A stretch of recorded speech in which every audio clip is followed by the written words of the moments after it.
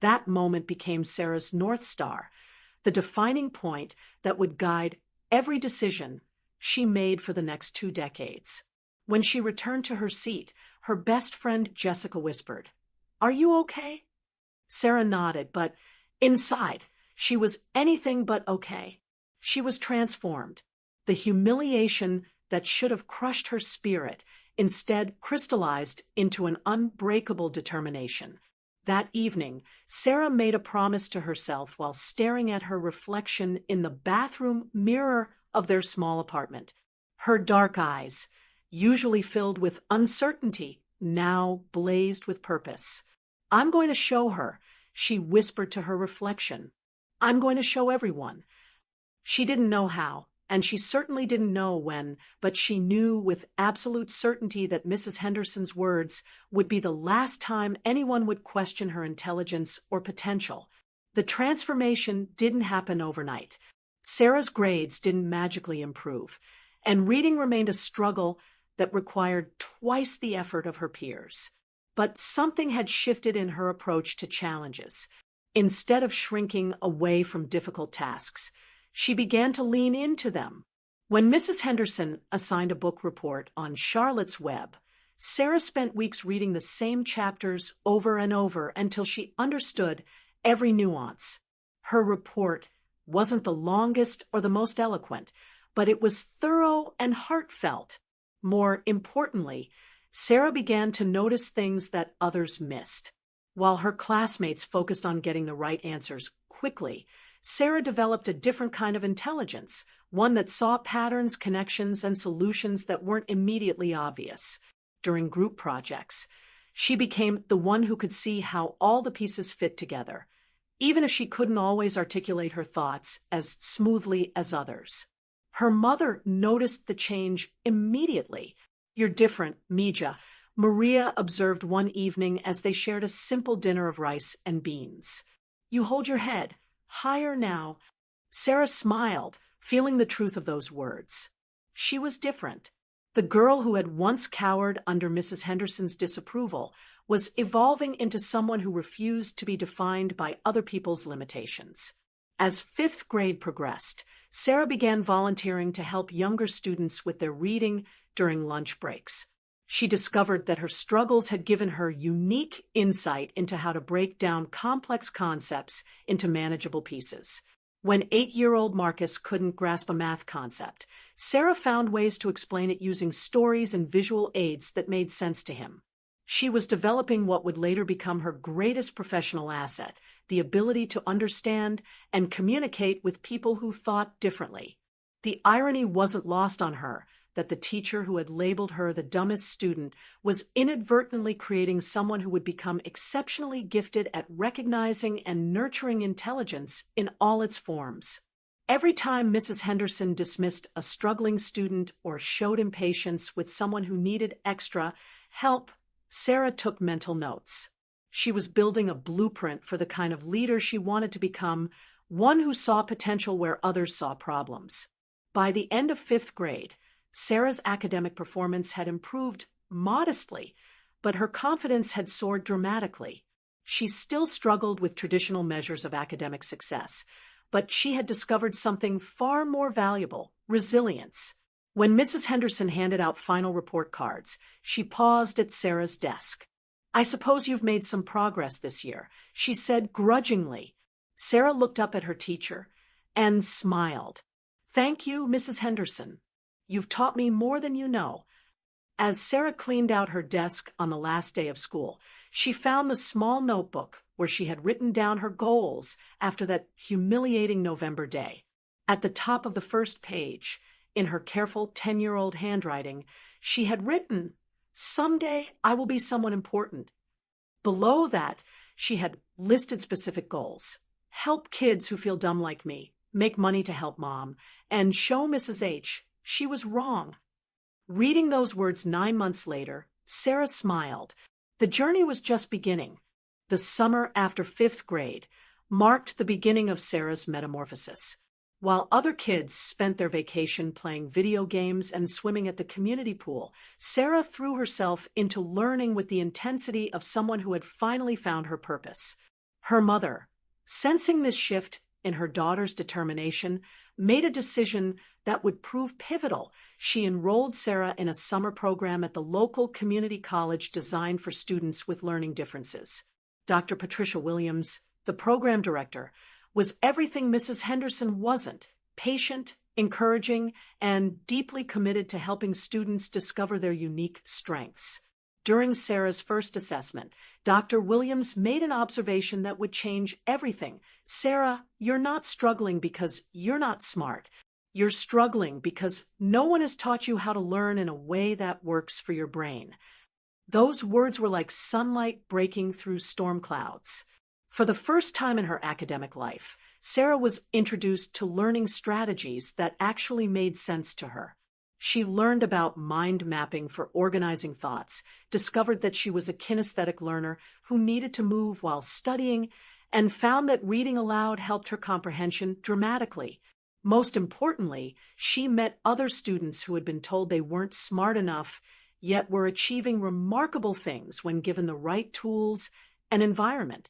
One of her fellow students was Marcus Thompson, a 14-year-old who had been labeled as having severe learning disabilities, but could solve complex engineering problems in his head.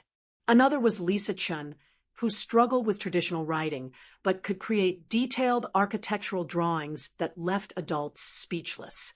Being surrounded by these differently gifted minds opened Sarah's eyes to the incredible diversity of human intelligence. As summer turned to fall and Sarah entered 6th grade, the changes were immediately apparent to everyone around her.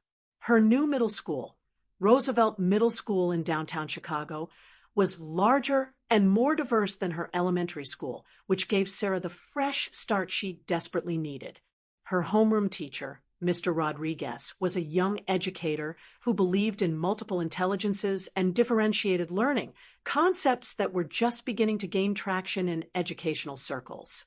Sarah's first major breakthrough came during a social studies project about immigration. While other students wrote traditional research papers, Sarah asked if she could create a multimedia presentation that included interviews with her mother and neighbors about their experiences coming to America. The project was so compelling that Mr. Rodriguez asked her to present it to the entire grade level. Standing in front of 200 students, Sarah felt something she had never experienced before: complete confidence in her abilities. "This is what I want to do with my life," Sarah told her mother that evening, her eyes bright with excitement. "I want to help people tell their stories and solve problems." Maria smiled, remembering the defeated little girl who used to cry over homework just a year earlier. "Then that's what you'll do, Mija. I believe in you." But Sarah's transformation wasn't without its challenges. Her old insecurities still surfaced, especially when facing standardized tests or timed assignments. During her first major math test in 7th grade, she froze completely, transported back to that 5th grade classroom where Mrs. Henderson had humiliated her. The familiar panic set in, her vision blurred, and she could hear her heart pounding in her ears. However, this time was different. Instead of giving up, Sarah closed her eyes, took 3 deep breaths, and remembered Dr. Williams' words: "Your brain works differently, and that's your superpower, not your weakness." She approached the test methodically, breaking down each problem into smaller parts and using the visualization techniques she had learned. While she didn't finish every question, she completed more than she ever had before, and more importantly, she maintained her composure. By 8th grade, Sarah had become something of a legend at Roosevelt Middle School. Teachers would send struggling students to her for peer tutoring, and she had started an informal support group for kids with learning differences. What made Sarah exceptional wasn't just her academic improvement. It was her ability to see potential in students that others had written off. One particular case that year would prove prophetic. Tommy Martinez, no relation, despite the shared surname, was a 7th grader who had been labeled as having behavioral problems and learning disabilities. His teachers complained that he was disruptive, couldn't sit still, and refused to complete assignments. Most adults saw Tommy as a problem to be managed rather than a student to be understood. Sarah saw something different.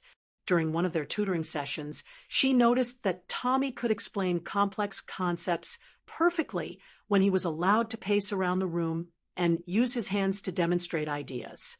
He wasn't disruptive, he was kinesthetic. He wasn't refusing to learn, he was being forced to learn in a way that was fundamentally incompatible with how his brain processed information. Tommy, Sarah said one afternoon as they worked together in the library, you're not the problem. The system is the problem.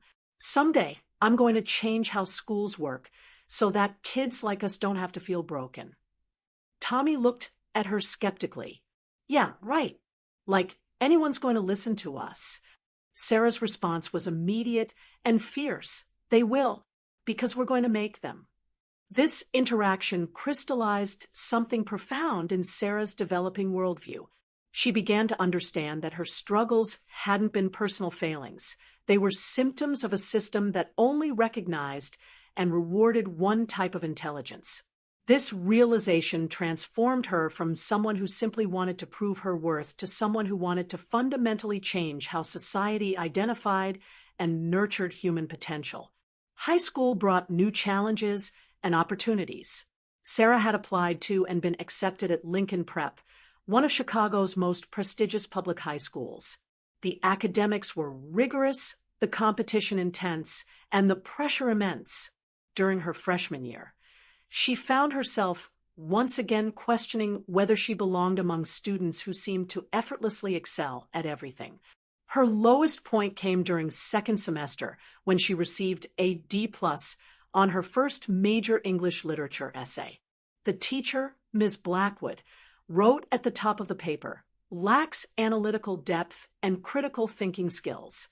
Consider whether this level of coursework is appropriate for you. Reading those words, Sarah felt the familiar sting of being told she wasn't smart enough. But this time, instead of accepting the criticism at face value, Sarah did something revolutionary. She questioned it. She made an appointment during Ms. Blackwood's office hours and asked for specific feedback on how to improve. I want to understand what analytical depth means to you, Sarah said, and I want to learn how to develop better critical thinking skills. Ms. Blackwood was taken aback by this direct approach. Most students who received poor grades either argued defensively or simply accepted the grade and moved on. Sarah's mature request for constructive feedback impressed her, and she spent the next hour explaining literary analysis techniques and critical thinking frameworks. More importantly for Sarah's development, this interaction taught her a crucial lesson about leadership. The most powerful response to criticism isn't defensiveness or acceptance, it's curiosity and the willingness to learn. This lesson would serve her well in the years to come as she continued climbing toward her ultimate goal of proving Mrs. Henderson wrong. High school became Sarah's proving ground, where she would either sink under the academic pressure or rise to meet challenges that would have seemed impossible just a few years earlier. By her sophomore year at Lincoln Prep, she had developed a reputation as the student who could help anyone understand difficult concepts, regardless of the subject matter. Her unique ability to break down complex ideas into digestible pieces made her invaluable to both struggling students and overwhelmed teachers. The first major test of her newfound confidence came during advanced placement chemistry with Dr. Margaret Foster, a notoriously demanding teacher who had earned the nickname the Terminator for her ability to crush students' GPAs. Dr. Foster was known for her rapid-fire lectures, impossibly difficult exams, and zero tolerance for students who couldn't keep up with her pace. Many students avoided her classes entirely, but Sarah saw this as exactly the kind of challenge she needed to face. During the first week of class, Dr. Foster announced that students would be required to present original research projects to a panel of local scientists and university professors. "This isn't high school busy work," she declared, her stern gaze sweeping across the classroom. "You'll be held to the same standards as graduate students. If you can't handle real scientific rigor, There's still time to transfer to regular chemistry. Several students immediately dropped the class, but Sarah felt that familiar flame ignite in her chest. This was her chance to prove that she belonged among the academic elite, that her different way of thinking could produce results that matched or exceeded traditional measures of intelligence. She chose to research the environmental impact of microplastics on marine ecosystems, a topic that combined her interest in environmental science with her growing understanding of systems thinking. The research process revealed both Sarah's strengths and the areas where she still struggled. Reading scientific journals remained slow and laborious, requiring her to reread passages multiple times to fully grasp complex concepts. However, her ability to see connections between seemingly unrelated studies allowed her to synthesize information in ways that impressed even Dr. Foster.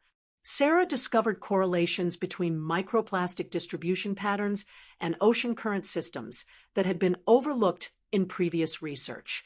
Working on the project also taught Sarah valuable lessons about persistence and resourcefulness. When she couldn't afford expensive scientific databases, she spent hours at the University of Chicago Library taking advantage of their public access hours. When complex statistical analyses seemed beyond her mathematical abilities, she taught herself basic programming to run data models. Each obstacle became an opportunity to develop new skills and prove to herself that intelligence wasn't about innate ability, it was about determination and creative problem solving. The night before her presentation, Sarah barely slept. She had practiced her 15-minute presentation dozens of times, but the thought of presenting to real scientists felt overwhelming. Standing in front of her bedroom mirror at 2 a.m., she found herself thinking about Mrs. Henderson's words from 6 years earlier. "You said I was the dumbest student you ever had," she whispered to her reflection. "Tomorrow, I prove you wrong." The presentation day arrived with typical Chicago autumn weather, gray skies, and a biting wind that seemed to mirror Sarah's internal turbulence. The panel consisted of Dr. Foster, 2 professors from Northwestern University, and a research scientist from the Environmental Protection Agency. As Sarah set up her presentation materials, her hands trembled slightly, but her voice was steady when she began to speak. "Good morning. My name is Sarah Martinez, and I'm here to discuss the correlation between microplastic accumulation patterns and thermohaline circulation in the Great Lakes region." For the next 15 minutes, Sarah presented her findings with a clarity and confidence that surprised even herself. She fielded questions from the panel with thoughtful responses, acknowledged limitations in her research with professional honesty, and proposed future research directions that demonstrated sophisticated scientific thinking. When she finished, the room was quiet for a moment before Dr. Foster began to nod slowly. "Miss Martinez," she said, "this is graduate-level work. Your synthesis of existing research and identification of previously unexplored correlations demonstrates exactly the kind of critical thinking we hope to develop in our students." The EPA scientist added, "Young lady, have you considered environmental science as a career path? Research institutions could use minds like yours." Walking out of that classroom, Sarah felt a transformation that went far deeper than academic validation. She had proven to herself that she could compete at the highest levels, that her different way of thinking wasn't a limitation but a competitive advantage.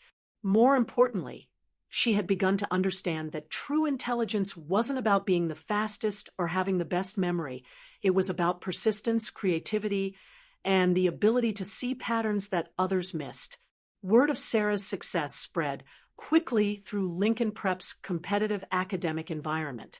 Students who had previously dismissed her as just a hard worker began seeking her help with their own projects. Teachers started recommending her for advanced courses and leadership opportunities. The girl who had once been labeled as the dumbest student was now being recognized as one of the brightest minds in her graduating class. But Sarah's greatest victory that year wasn't academic.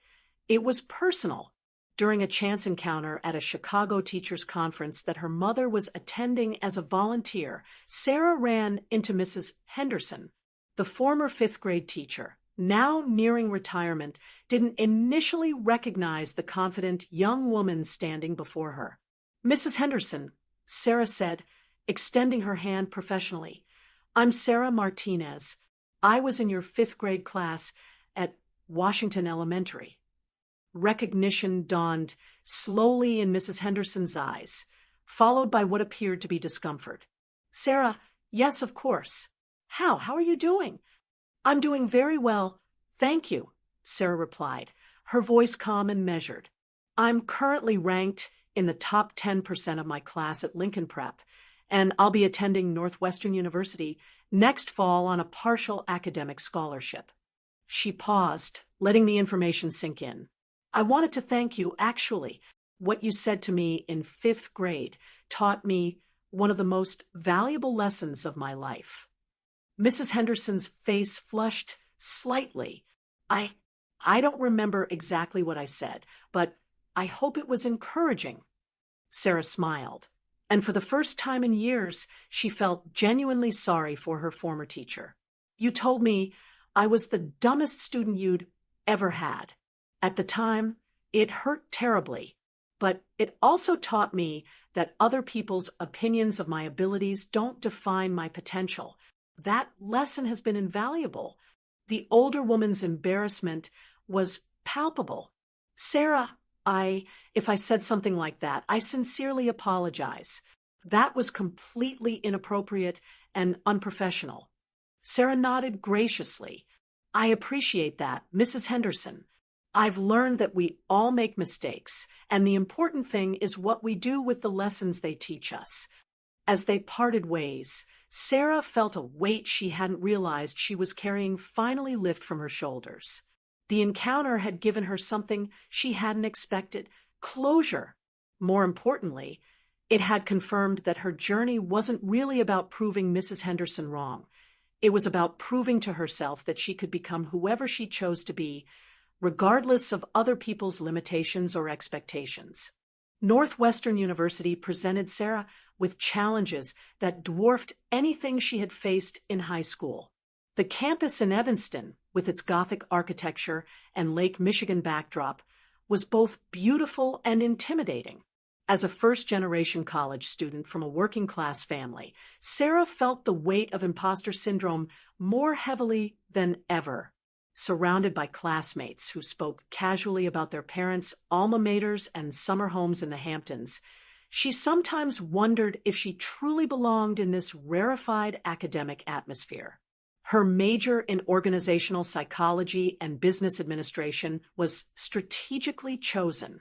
Sarah had realized that her ultimate goal, transforming how institutions recognize and develop human potential, would require her to understand both the psychological principles underlying human performance and the business acumen necessary to implement systemic change. She was no longer just trying to prove she was smart. She was preparing to revolutionize how society thinks about intelligence itself. The coursework was relentless. Professor James Wellington's Advanced Statistics course nearly broke her during freshman year. While her classmates seemed to intuitively grasp complex mathematical concepts, Sarah struggled with the abstract nature of statistical modeling. The familiar panic attacks returned during her first midterm exam, and she found herself staring at problems that might as well have been written in hieroglyphics.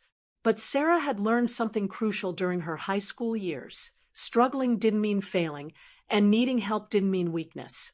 Instead of suffering in silence, she immediately sought out the teaching assistant, formed study groups with other students, and spent hours in the math tutoring center. What she lacked in natural mathematical intuition, she compensated for with relentless preparation and creative problem-solving approaches.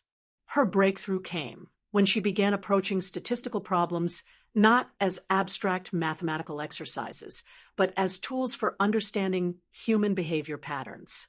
Instead of memorizing formulas, she focused on understanding what each statistical test could reveal about real-world situations. This shift in perspective transformed her from someone who was merely surviving the class to someone who was beginning to excel. Professor Wellington noticed the change.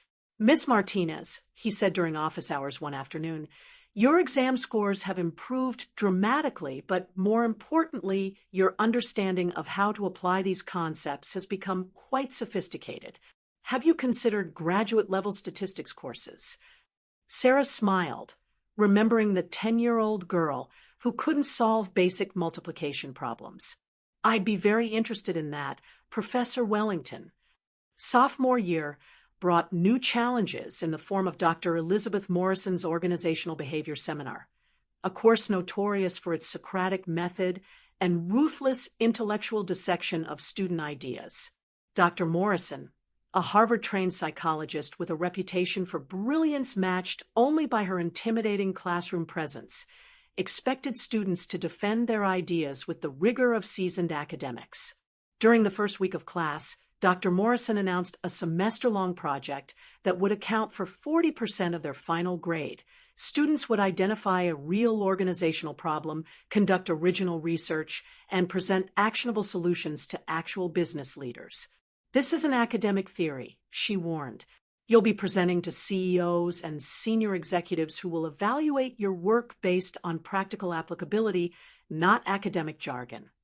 Sarah chose to research the impact of unconscious bias in employee evaluation systems, a topic that resonated deeply with her personal experiences of being underestimated.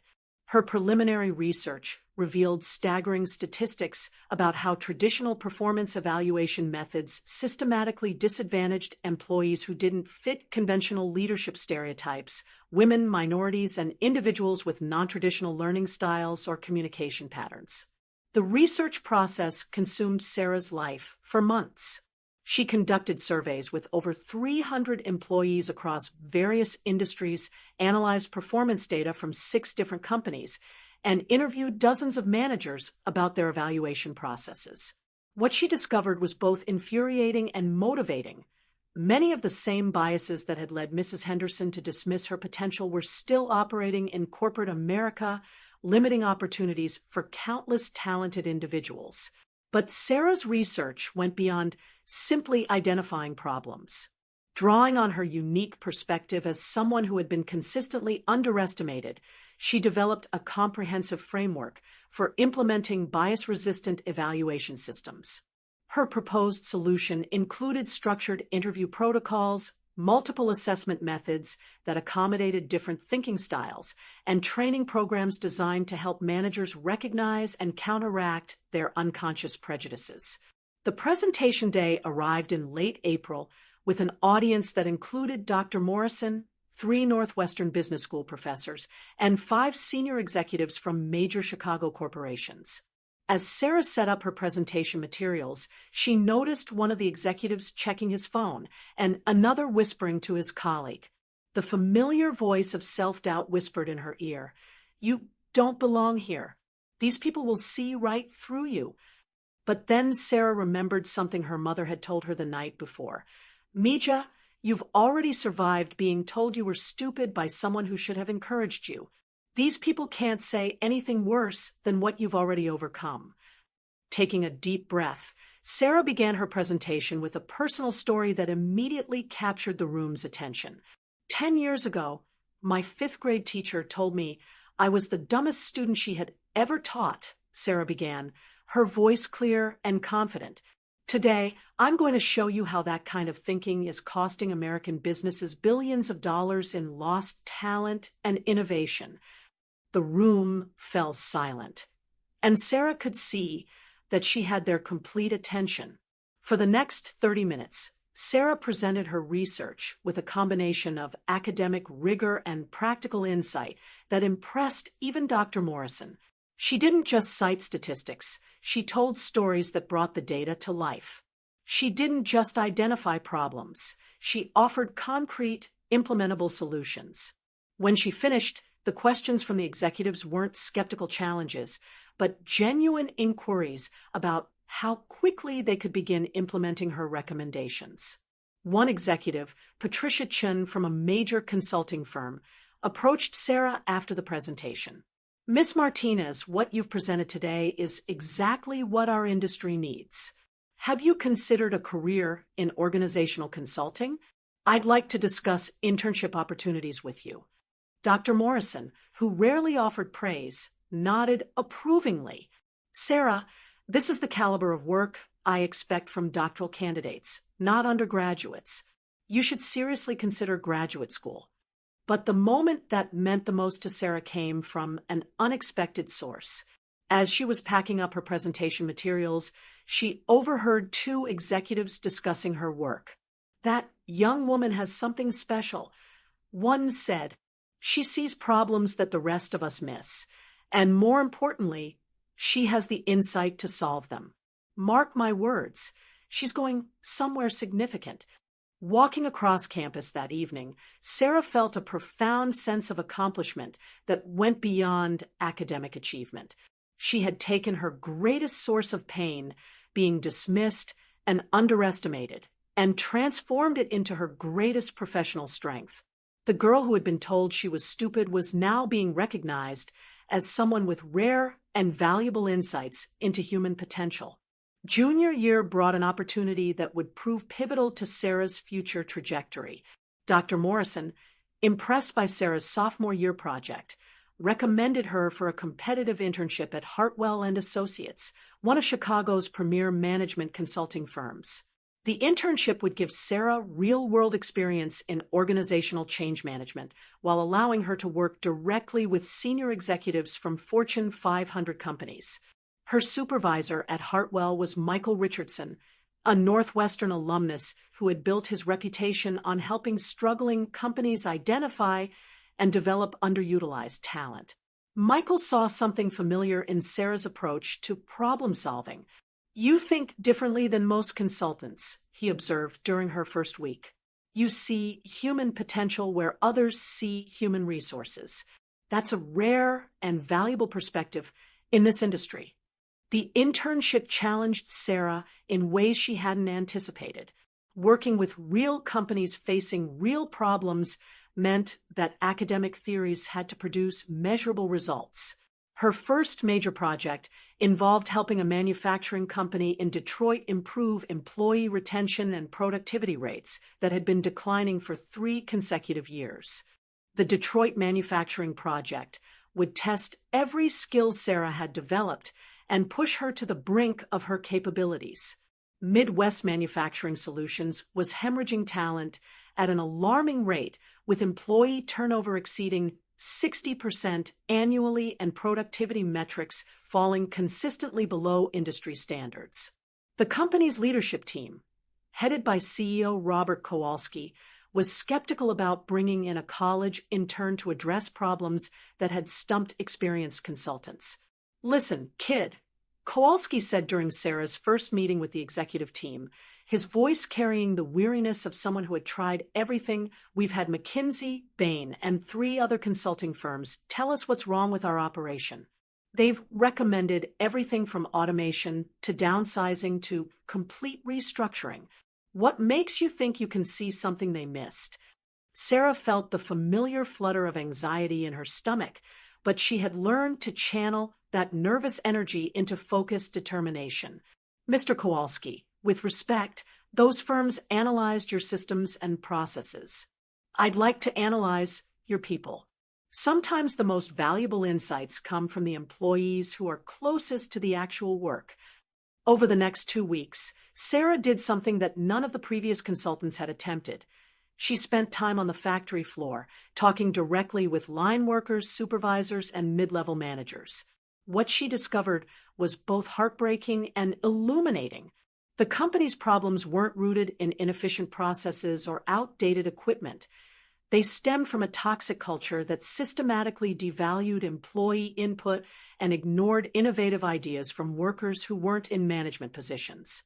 Maria Santos, a 20-year veteran of the assembly line, summed up the problem perfectly. They hire these college kids as supervisors who don't know anything about the actual work, then ignore suggestions from people who've been doing this job longer than those kids have been alive. Why would anyone want to stay in a place where their experience doesn't matter? Sarah's research revealed that the company was losing not just any employees, but specifically their most experienced and innovative workers. Exit interviews, when they were conducted at all, focused on salary and benefits rather than job satisfaction and professional development.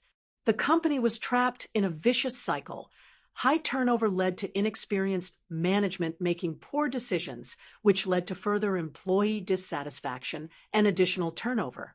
But identifying the problem was only half the battle. Sarah needed to develop solutions that would be palatable to senior management while addressing the fundamental issues she had uncovered. Drawing on her academic research about unconscious bias and organizational psychology, she developed a comprehensive plan that would transform the company's approach to employee development and decision-making. Her proposed solution included several innovative components: a formal mentorship program that paired experienced workers with new managers, employee-led innovation committees with actual decision-making authority, and a restructured performance evaluation system that valued practical experience alongside formal education. Most controversially, she recommended that the company promote several long-term employees into supervisory roles, even though they lacked traditional management credentials. When Sarah presented her findings to the executive team, the reaction was mixed. CFO Jennifer Walsh was intrigued by the potential cost savings from reduced turnover and training expenses. Human Resources Director Tom Bradley was skeptical about promoting employees without management degrees. But CEO Kowalski's response was the most challenging.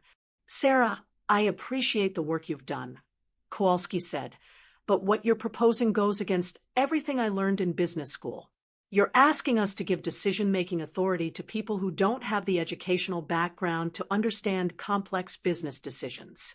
How do we know they won't make costly mistakes?" The question hit Sarah like a physical blow. Here she was facing the same prejudice that had shaped her entire life, the assumption that formal credentials were more valuable than practical intelligence, that traditional markers of success were the only reliable indicators of capability. For a moment, she was 10 years old again, standing at the blackboard while Mrs. Henderson questioned her intelligence. But then Sarah remembered something crucial. She wasn't just advocating for abstract principles anymore. She was fighting for real people whose talents were being wasted, whose potential was being dismissed by systems that couldn't recognize intelligence in unconventional forms. Maria Santos, with her 20 years of experience and innovative problem-solving abilities, deserved the same opportunities as any MBA graduate. "Mr. Kowalski," Sarah said, her voice steady despite the emotions churning inside her, "you're absolutely right that there's a risk in promoting people without traditional credentials. But there's a bigger risk in continuing to ignore the intelligence and experience that already exists within your organization.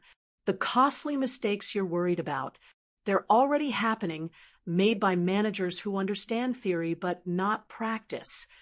She paused, gathering her courage for what she was about to say next.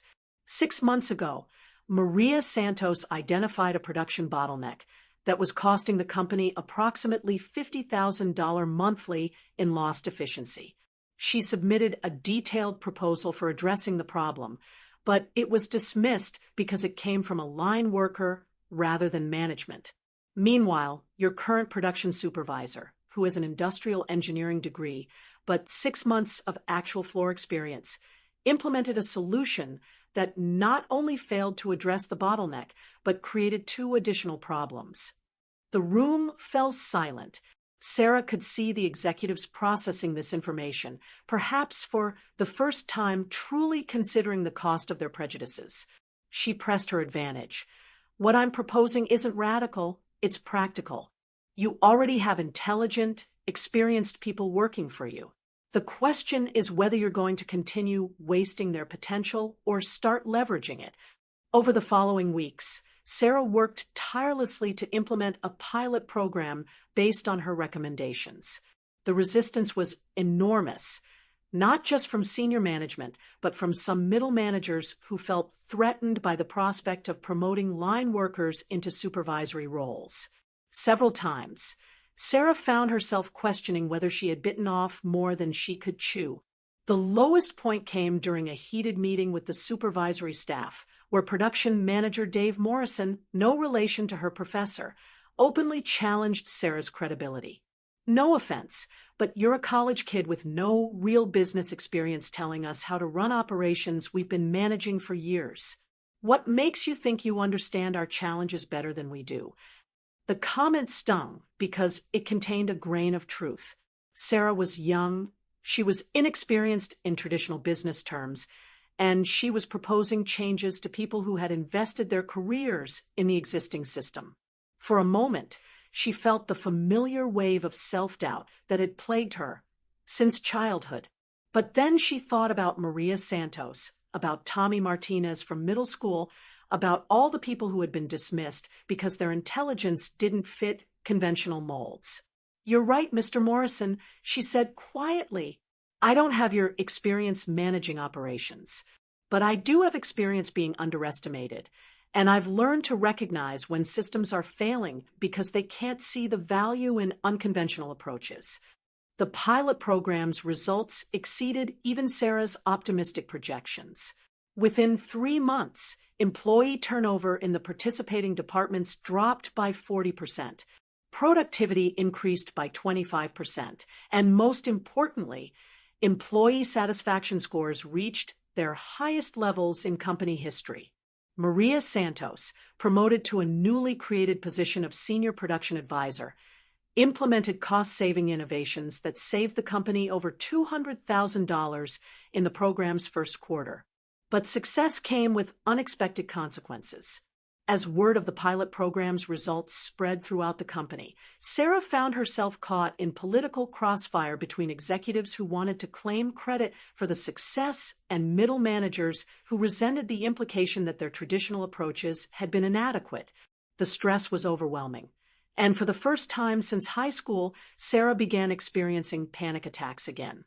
The breaking point came during a company-wide meeting where CEO Kowalski presented the pilot program's results to the board of directors.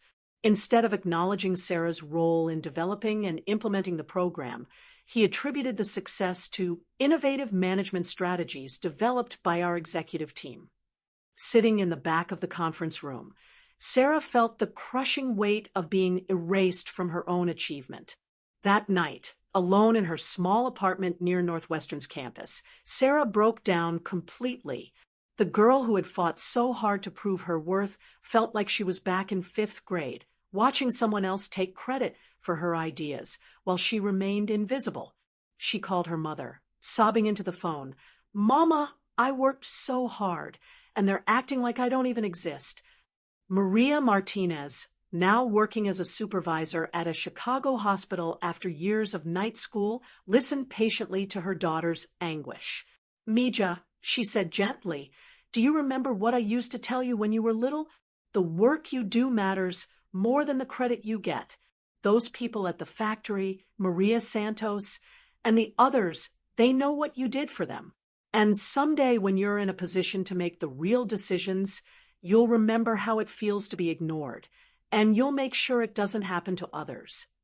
Sarah's mother's words proved to be the catalyst for a fundamental shift in her approach to both her career and her mission. Instead of allowing the disappointment at Midwest Manufacturing to defeat her, she channeled it into a deeper understanding of the systemic changes needed to create truly equitable workplaces. The experience had taught her a crucial lesson. Implementing change from the outside was limited. Real transformation required decision-making authority from within organizations. Returning to Northwestern for her senior year, Sarah threw herself into her studies with renewed focus and purpose. She had clarified her ultimate goal. She would build the expertise, credentials, and network necessary to reach positions where she could implement the kind of systemic changes that would benefit people like Maria Santos, Tommy Martinez, and countless others whose potential was being overlooked by traditional systems. Her senior thesis project became the foundation for everything that would follow.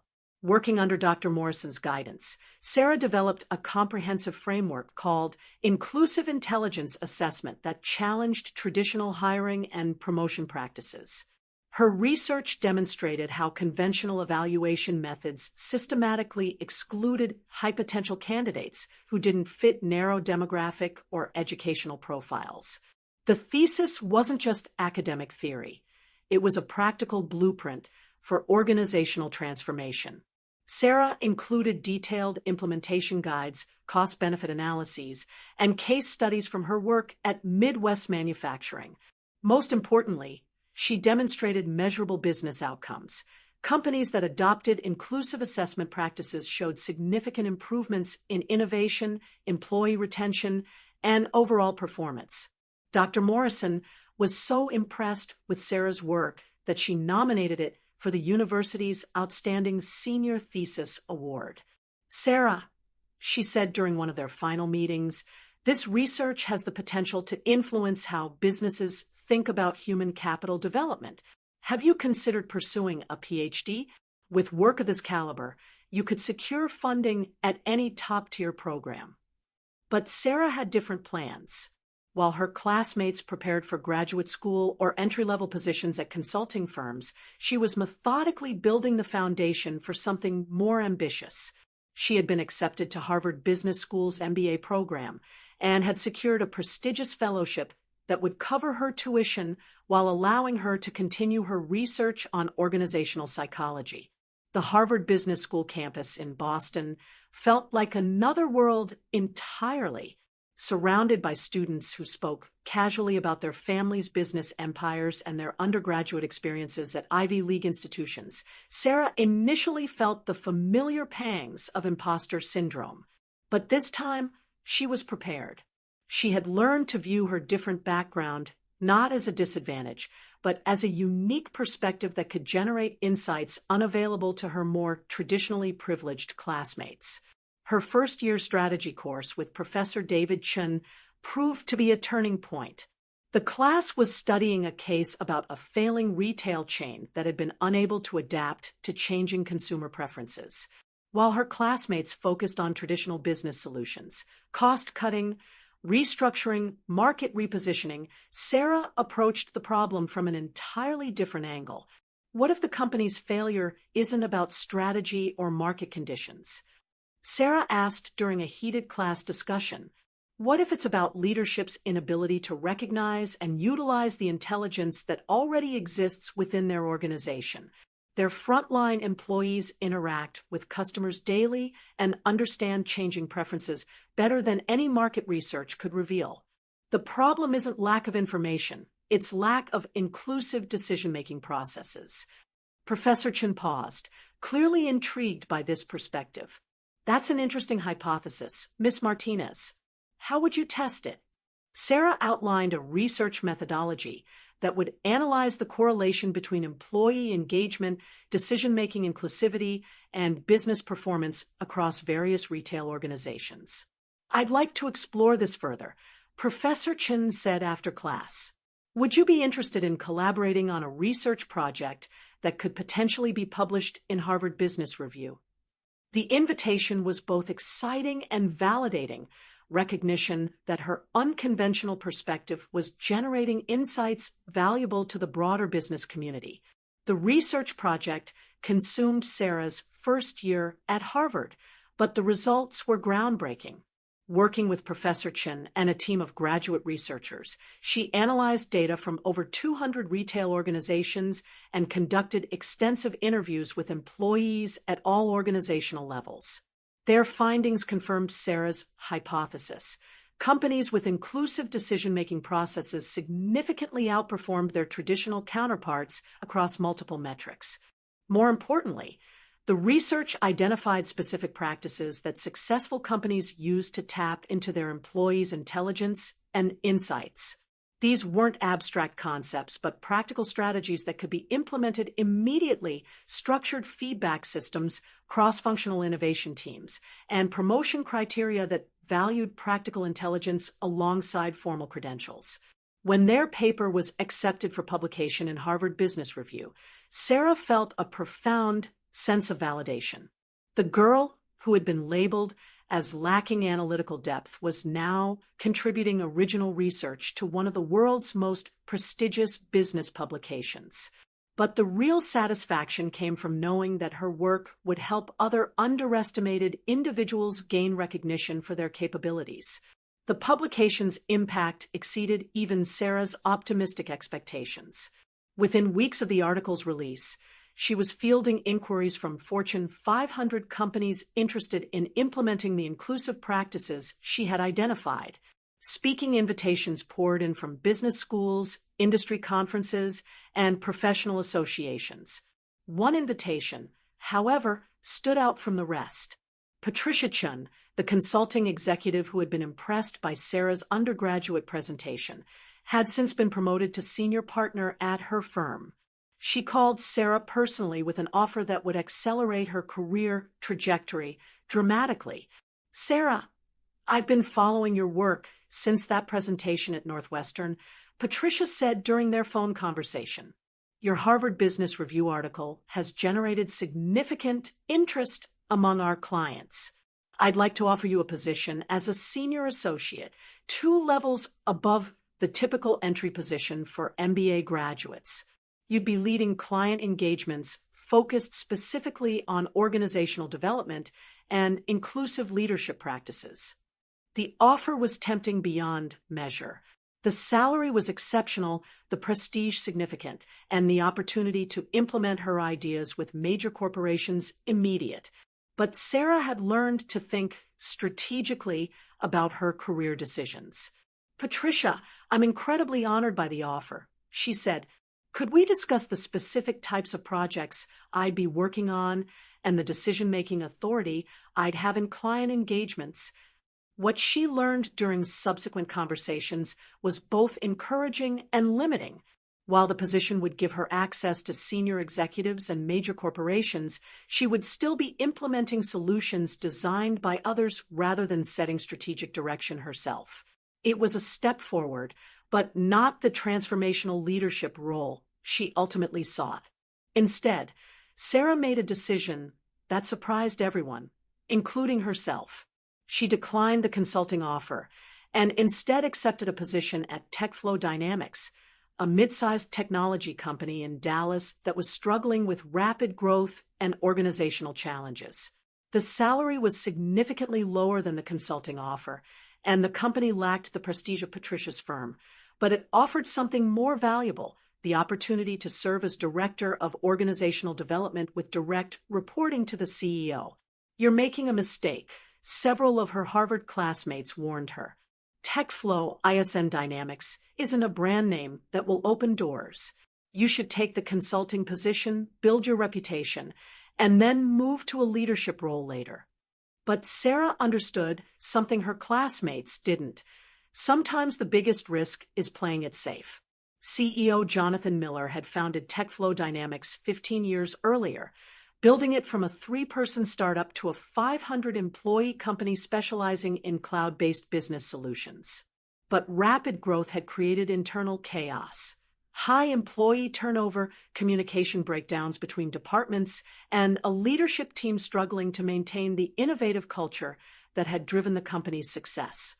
"Sarah," Miller said during her final interview, "I've read your research, and I think you understand something that most business consultants miss. We don't need better systems. We need better ways of recognizing and developing the talent we already have. Our best ideas are coming from engineers and customer service representatives, but our management structure makes it nearly impossible for those ideas to reach decision makers." This was exactly the kind of challenge Sarah had been preparing for her entire life. TechFlow Dynamics represented an opportunity to implement comprehensive organizational changes in a real business environment with measurable outcomes and genuine impact on employees' lives and careers. Most importantly, it offered her the chance to prove that inclusive leadership practices weren't just theoretical concepts, but practical strategies that could drive business success. Her first 90 days at TechFlow Dynamics were intense beyond anything she had experienced. Sarah conducted comprehensive assessments of every department, interviewed hundreds of employees, and analyzed performance data dating back 5 years. What she discovered was both frustrating and encouraging. The company was hemorrhaging talent not because of inadequate compensation or poor working conditions, but because brilliant employees felt their contributions were undervalued and their potential unexplored. The transformation plan Sarah developed was ambitious, but practical, drawing on everything she had learned from her research at Harvard, her experiences at Midwest Manufacturing, and her personal journey from dismissed student to organizational leader. But implementing change would require navigating complex political dynamics and overcoming resistance from managers who had invested their careers in traditional hierarchical approaches. The moment Sarah had been working toward for over 2 decades arrived on a crisp October morning in Dallas, as she prepared for the quarterly board meeting where she would present the results of Tech Flow Dynamics organizational transformation. She received an email that made her heart skip a beat. The message was from Lincoln Elementary School in Chicago, Mrs. Henderson's former school, inviting her to speak at their career day about overcoming educational challenges and achieving professional success. The irony was almost too perfect to believe. Here she was, about to present revolutionary changes to a company's board of directors, while simultaneously being invited back to the very school system where she had been told she would never amount to anything.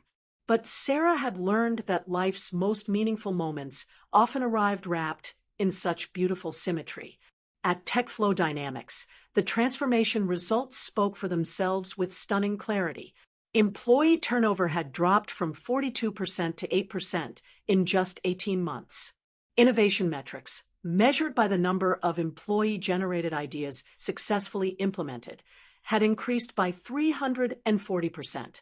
Most remarkably, customer satisfaction scores had reached their highest levels in company history, directly correlating with the increased employee engagement and empowerment initiatives Sarah had implemented. The centerpiece of her transformation strategy had been the creation of intelligence councils, cross-functional teams that included employees from every level of the organization, from customer service representatives to senior engineers. These councils had the authority to propose, develop, and implement solutions to operational challenges, with budget allocation powers that traditional management consulting approaches would never have permitted.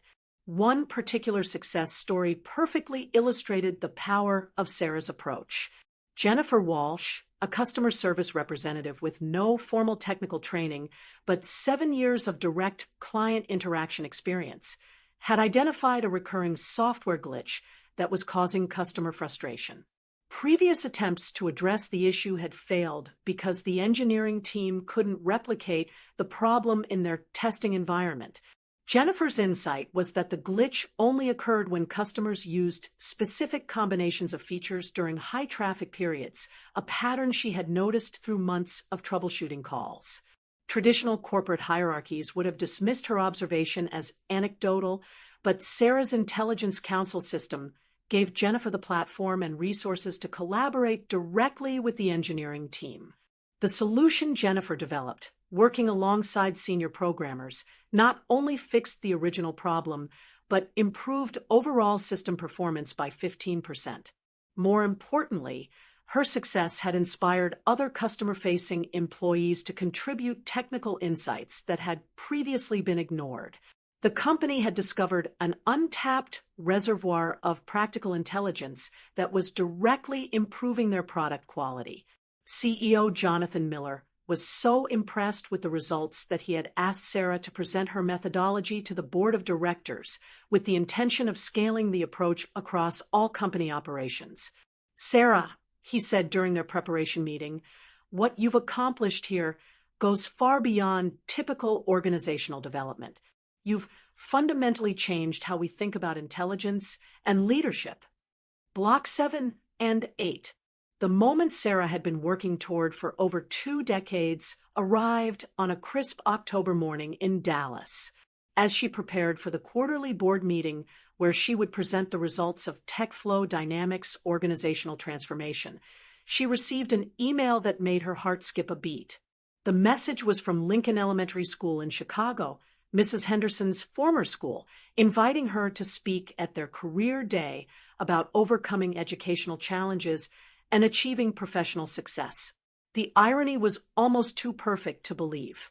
Here she was, about to present revolutionary changes to a company's board of directors, while simultaneously being invited back to the very school system where she had been told she would never amount to anything. But Sarah had learned that life's most meaningful moments often arrived wrapped in such beautiful symmetry. At TechFlow Dynamics, the transformation results spoke for themselves with stunning clarity. Employee turnover had dropped from 42% to 8% in just 18 months. Innovation metrics, measured by the number of employee-generated ideas successfully implemented, had increased by 340%. Most remarkably, customer satisfaction scores had reached their highest levels in company history, directly correlating with the increased employee engagement and empowerment initiatives Sarah had implemented. The centerpiece of her transformation strategy had been the creation of intelligence councils, cross-functional teams that included employees from every level of the organization, from customer service representatives to senior engineers. These councils had the authority to propose, develop, and implement solutions to operational challenges, with budget allocation powers that traditional management consulting approaches would never have permitted. One particular success story perfectly illustrated the power of Sarah's approach. Jennifer Walsh, a customer service representative with no formal technical training but 7 years of direct client interaction experience, had identified a recurring software glitch that was causing customer frustration. Previous attempts to address the issue had failed because the engineering team couldn't replicate the problem in their testing environment. Jennifer's insight was that the glitch only occurred when customers used specific combinations of features during high-traffic periods, a pattern she had noticed through months of troubleshooting calls. Traditional corporate hierarchies would have dismissed her observation as anecdotal, but Sarah's intelligence council system gave Jennifer the platform and resources to collaborate directly with the engineering team. The solution Jennifer developed, working alongside senior programmers, not only fixed the original problem but improved overall system performance by 15%. More importantly, her success had inspired other customer-facing employees to contribute technical insights that had previously been ignored. The company had discovered an untapped reservoir of practical intelligence that was directly improving their product quality. CEO Jonathan Miller was so impressed with the results that he had asked Sarah to present her methodology to the board of directors with the intention of scaling the approach across all company operations. "Sarah," he said during their preparation meeting, "what you've accomplished here goes far beyond typical organizational development. You've fundamentally changed how we think about intelligence and leadership." The board presentation exceeded even Sarah's ambitious expectations. As she outlined the correlation between inclusive practices and business performance, she could see board members taking notes and asking increasingly sophisticated questions about implementation strategies.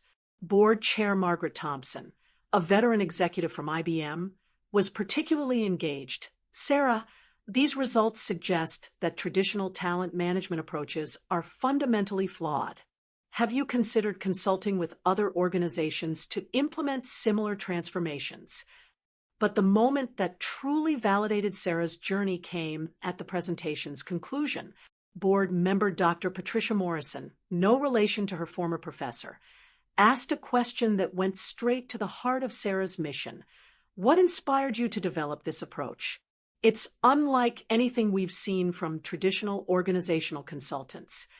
Sarah paused, thinking about that 10-year-old girl standing at the blackboard, about Mrs. Henderson's cruel words, about every moment of doubt and struggle that had led to this boardroom.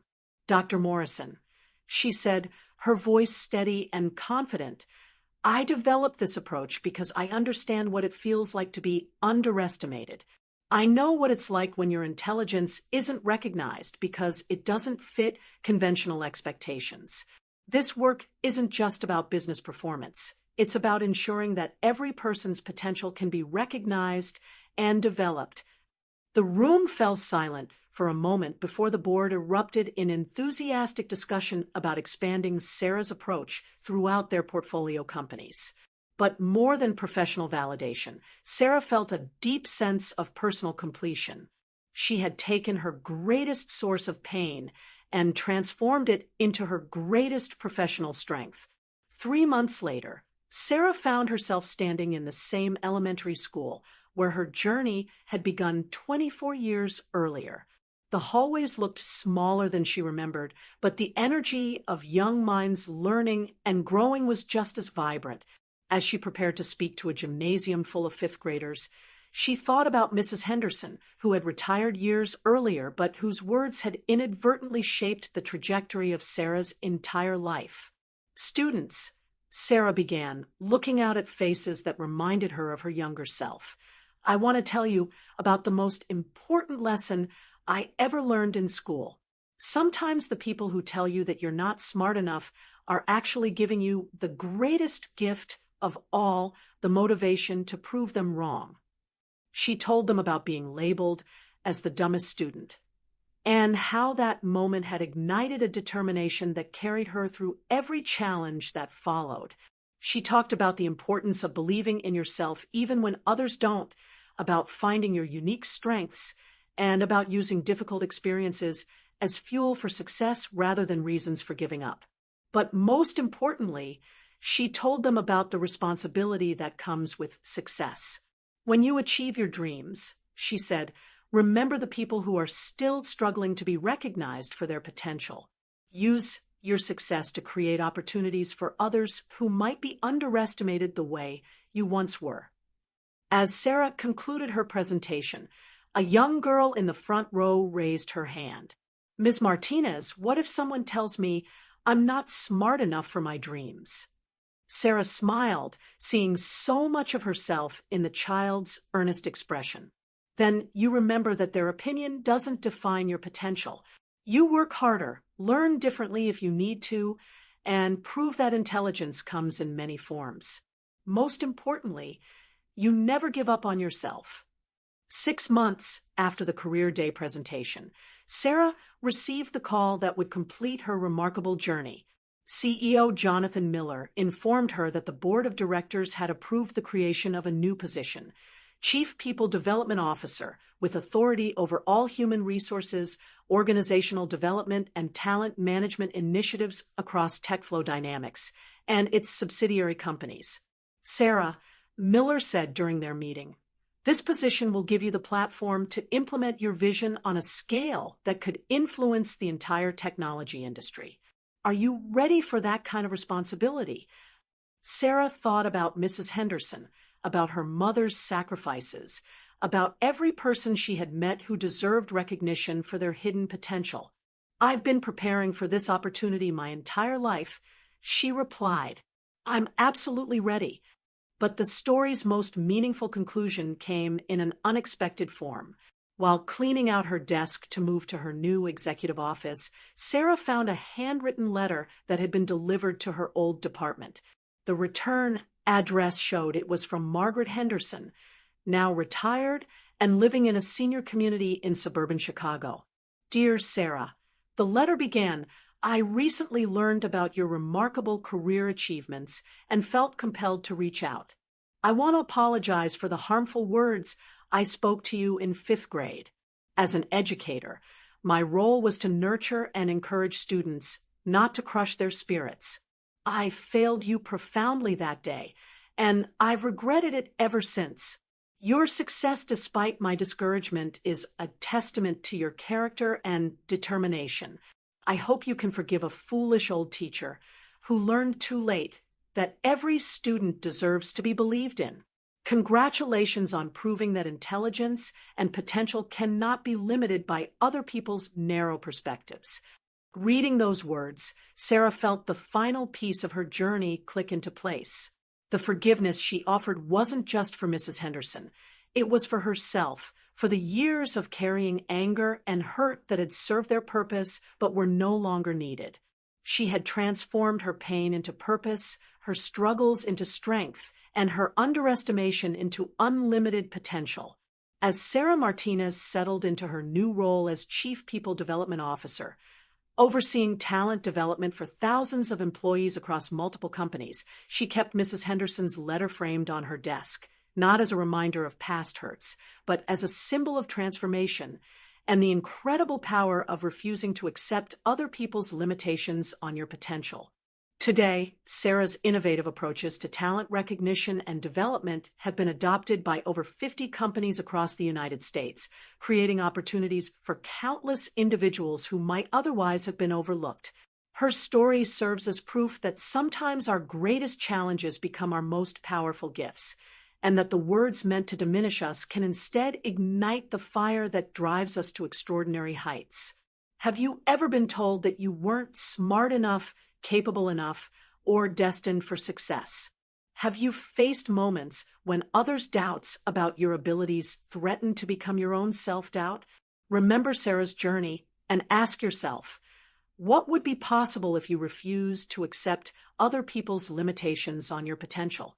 If this story of transformation and triumph resonated with you, please give it a like and subscribe for more inspiring stories of people who turned their struggles into their greatest strengths.